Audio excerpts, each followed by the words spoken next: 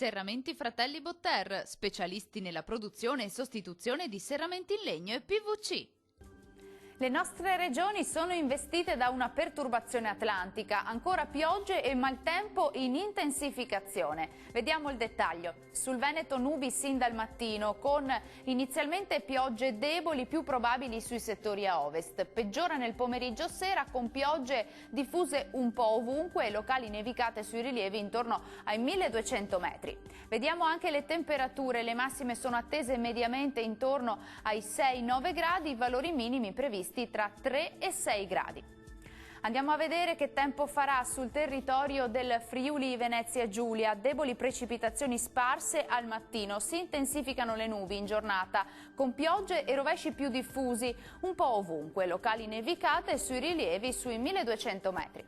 Temperature in aumento, massime tra 7 e 12 gradi, minime tra 4 e 9 gradi circa.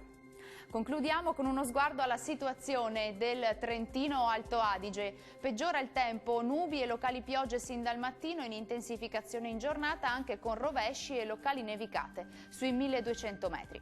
Temperature massime attese sui 5 gradi, valori minimi intorno a 1 grado.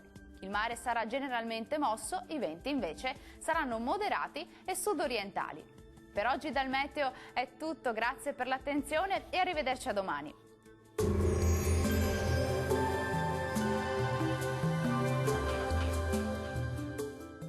Serramenti Fratelli Botter, specialisti nella produzione e sostituzione di serramenti in legno e PVC.